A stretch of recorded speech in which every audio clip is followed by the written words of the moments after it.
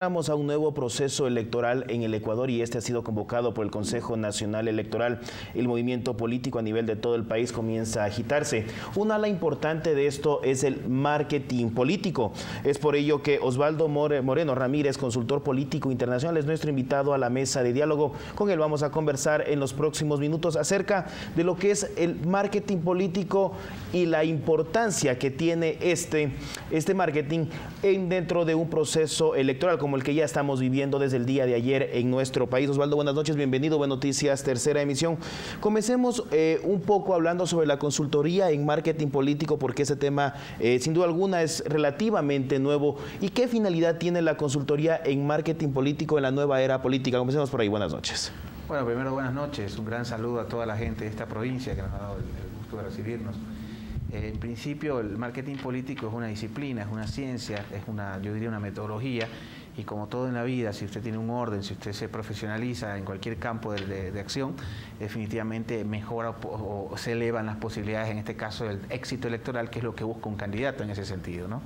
Correcto. ¿Y bajo qué principios, partamos por ahí, bajo qué principios o criterios se elabora un discurso político a fin de poder llegar a las masas para no quedar únicamente en un discurso totalmente elitista o técnicamente hablando pedagógico? Bueno, uno de los mayores recursos, o quizás el recurso principal de un candidato o de una candidatura, es el mensaje. Y ese mensaje no se construye por olfato, no se construye por imaginación, se construye en base a demandas ciudadanas. Y esas demandas ciudadanas usted la obtiene en base a la investigación. Para eso son las encuestas, ¿no? Una encuesta generalmente la gente cree que es para adivinar quién gana o quién pierde. Las encuestas son herramientas extraordinarias para poder investigar a la sociedad. Entonces usted con ciertos elementos, con grupos focales, con encuestas, obtiene lo que se llama la demanda social, para poder construir un mensaje electoral que se debe de basarse fundamentalmente en demandas ciudadanas y no en angustias personales, ¿sí? De esta forma se construye una campaña política. ¿De qué otra forma más? Bueno, hay muchos factores, muchos elementos. La otra mitad de la contienda es el contendor también, eso es claro tenerlo, ¿no? La otra mitad, una elección se gana en base a lo que usted hace bien y lo que el otro puede hacer mal o bien también, ¿no? Entonces, en ese contexto y en ese marco, es importante tener claro que como todo campo de acción de la vida, y lo repito siempre, si usted aplica profesionalismo en lo que hace, obviamente estará mucho más cerca del éxito, y en este caso el éxito es conseguir un buen resultado. Ahora electoral. bien, ¿el tiempo es suficiente en el Ecuador para hacer todo este nivel investigativo que usted manifiesta? Hasta el 15 de noviembre se inscriben candidatos, ahí queda poco tiempo ya de verificación, apelaciones, la campaña electoral ya empieza casi ya mismo. Entonces, ¿hacer todo este tipo de investigación da el tiempo suficiente o se tiene que empezar con anterioridad? Bueno, usted hace una gran acotación. Nuestro patrono, nuestro gran mentor o fundador de esta profesión, pues fue Joseph Napolitan, decía siempre que el tiempo es crítico. Sin duda alguna el tiempo nunca alcanza, como el dinero, como muchos factores, ¿no? Pero más vale tarde que nunca, y siempre el contar con ayuda profesional sin duda alguna eleva las posibilidades de éxito. Yo siempre pongo este ejemplo, ¿no? De política, de religión, de deportes, de amor, casi todo el mundo sabe, ¿no? Pero no porque uno le gusta el fútbol puede dirigir a la selección nacional, no porque uno ama a sus padres los puede operar del corazón si tienen una falencia cardíaca, ¿no? Tal vez uno quiera más al papá, pero más sabe el cardiólogo y lo va a operar mucho mejor. Lo mismo pasa en procesos electorales. Si usted se pone en manos profesionales, si usted sigue un orden metodológico, si usted acepta desde el principio y entiende que esto es una ciencia que requiere profesionales al alcance, gente experta en opinión pública, estrategas electorales, yo soy un estratega, esa es la línea en la que yo me manejo, gente experta en marketing, usted va a estar mucho más cerca del éxito electoral. Ahora bien, ¿cómo medir lo que es el territorio, la competencia en una campaña o para una campaña electoral? No es lo mismo una provincia del litoral, una provincia de la región interandino sierra, una provincia de la Amazonía y una provincia como Loja, que tiene de la región costa y de la región sierra gran cantidad. No se puede llegar con el mismo discurso a cantones como Macará, como el cantón Saraguro, por ejemplo. Bueno, una estrategia es un traje a medida, ¿no? La estrategia efectiva del 31 de diciembre no es efectiva la mañana del 1 de enero del año siguiente. Una estrategia es un traje a medida, cada plaza electoral tiene sus características, cada país tiene sus características, y obviamente una estrategia se basa de acuerdo a las realidades, a las demandas y sobre todo a las características del electorado de una región, en este caso provincia, ¿no? También hay las particularidades o lo que la técnica nos da un poco, ¿no? Es decir, si es una elección pluripersonal, es decir, que se eligen varios cargos como concejales, como diputados, asambleístas, o si es una elección unipersonal, es decir, un presidente, un alcalde, etcétera, ¿no? Depende mucho de las características y obviamente en base a eso usted elabora su hoja de ruta para ganar una elección. Hablemos un poco sobre la cumbre de marketing. ¿Cómo se desarrolló específicamente la 8ª Cumbre de Marketing Político y cuáles fueron sus conclusiones? Bueno, la 8ª se realizó en Bogotá, qué buena acotación que usted nos hace, donde participamos, tuvimos la suerte de compartir con algunos colegas del mundo hispano de la comunicación política. Muchas de las conclusiones fueron, sin duda alguna, el profesionalismo que se está aplicando en algunas campañas electorales, los fenómenos electorales que se están dando en algunas contiendas, el caso puntual de Enrique Peña Nieto en México, el caso puntual del presidente Chávez en Venezuela, esta guerra entre las redes sociales, las herramientas tradicionales, las nuevas herramientas. Desde mi punto de vista, creo que las herramientas tradicionales todavía están en vigencia en nuestras patrias latinoamericanas. Y fundamentalmente lo importante de nuestra labor como consultores. Yo creo que en la medida de que se eleve el nivel y la preparación de los candidatos, obviamente se va a elevar el nivel de vida, porque mientras más preparados, y ese creo que es el rol de nosotros como consultores, mientras más preparado esté un candidato, mientras más asesorado para bien esté, obviamente va a elevar el nivel de gestión de gobierno y por ende el nivel de vida de los habitantes. Dijo Gaitán que hay un país político y un país popular. ¿Cómo llegar al país popular? Bueno, Gaitán siempre decía, el que me sigue a mí se sigue a sí mismo, ¿no? Nosotros somos aquellos que representamos. Existe un solo país, creo yo, ¿no es cierto? Y con muchas realidades, ¿sí? No existen candidatos invencibles, eso es una gran mentira. No existen medios que manipulan, no existe populismo desde mi punto de vista. Es la sociedad finalmente la que decide quién gobierna, hoy que estamos en este tiempo lamentable de fricciones entre el poder y los medios de comunicación. ¿Por qué dice que no existe populismo? Perdón.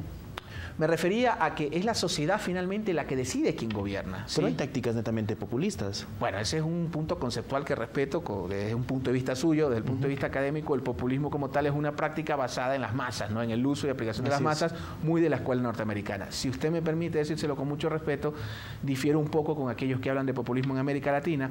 Yo creo que el chavismo es un proceso distinto, es chavismo, quizás más peligroso que el populismo inclusive, pero es chavismo. Creo que el correísmo es correísmo, creo que tiene características muy particulares y muy profundas como para quedarnos en la simple palabra populista, ¿no? Y yo me refería un poco a ese término, que casi siempre lo evito, desde el punto de vista de que es la sociedad finalmente, el elector, la gente que está en su casa, la que decide quién gobierna, la que decide qué es lo que ustedes los medios de comunicación sacan en las tapas, la que decide quién sale en los medios de comunicación, es finalmente la sociedad la que soberanamente elige quién es el que está en el puesto para gobernar y quién es lo que los medios de comunicación conversan. Ahora bien, la sociedad ecuatoriana tiene una educación, una cultura política férrea, fuerte, como para caer y hacer lo que usted manifiesta.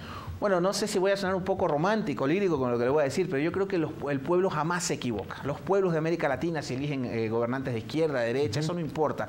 La voluntad de los pueblos es sagrada. Y yo creo que tenemos que aprender a aceptar en democracia, fundamentalmente, y aquí me salgo un poco de la técnica y entro un poco más a lo teórico, fundamentalmente aprender a coexistir en democracia. A veces confundimos el término de convivir en democracia. Yo creo que con los poderes tenemos que exigir reglas claras del juego, ¿sí? Más allá de pedir prebendas, favores o cosas así en ese sentido.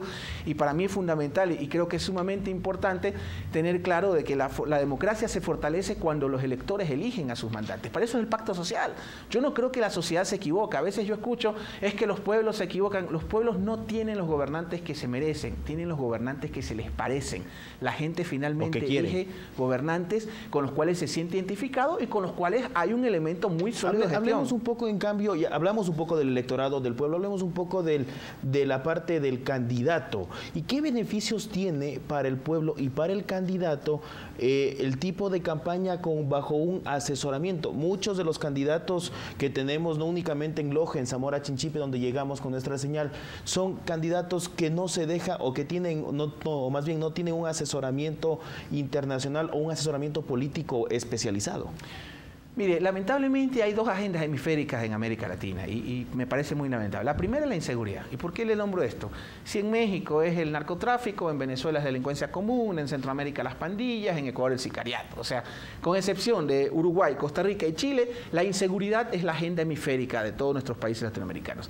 Y la segunda agenda, tan preocupante, creo yo, peligrosa como la inseguridad, es el rechazo que tiene la sociedad hacia la política. Política robo, política ineptitud, política vagancia, política absoluta. Hay un rechazo muy fuerte hacia la política desde casi todos los sectores de la sociedad. ¿Por qué? Porque lamentablemente la práctica política en general, no es un tema de la izquierda, de la derecha, la partidocracia, de la libertad, etcétera, etcétera.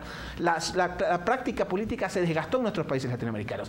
Y lamentablemente eso le pasa factura el día de hoy a los políticos. Yo creo que, y no sé si hacerle publicidad contraria a nuestra profesión, pero yo creo que no hay consultor político estrella, fortuna millonaria, gobierno, medio de comunicación que reemplace o sustituya al liderazgo político. Eso no se compra, eso no se adquiere, y mientras usted tenga un discurso firme, mientras usted recorra los barrios, mientras usted vaya puerta a puerta con la gente y sobre todo transmita parámetros de identidad, que no es lo mismo que imagen, yo creo que se puede lograr una gran participación, no necesariamente sin tener que contratar a cualquier consultor internacional. Finalmente, Osvaldo, y por cuestiones de tiempo, en cambio, para el pueblo, ¿qué beneficios trae una campaña electoral asesorada por un consultor internacional que en nada se parecen a la realidad únicamente nacional, sino local? Viene un asesor, con el debido respeto, viene un asesor internacional y le dice al candidato por Loja, tienes que hablar o obrar de la siguiente manera, cuando poco se conoce de la realidad local.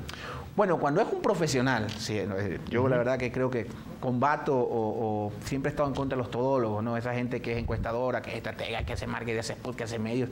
Yo creo que hay que ser muy profesional en ese sentido. Pero cuando hay herramientas de serias, cuando hay estudios de opinión pública, es decir, grupos focales, encuestas, cuando ese mensaje se construye en base, una vez más, repito lo mismo una vez más, cuando se construye en base a demandas ciudadanas, es decir, con estudios en la mano. Una encuesta, una vez más, no es para adivinar quién gana o quién pierde. Una encuesta es para descifrar la demanda social, para ver el perfil de candidato ideal, para ver cómo la gente evalúa a un mandatario, para ver qué problemas tiene, cómo evalúa la salud, cómo. Entonces, generalmente ese mensaje o esa técnica de campaña que le dice este consultor, sea extranjero, local, lojano, guayaco, de donde venga, si tiene una base profesional sólida, es decir, estudios de opinión pública que sustenten lo que él dice, yo creo que obviamente va a calar fuerte porque hay un elemento de juicio y no es en base a olfato. No, las cosas en base a olfato lamentablemente siempre van al garete.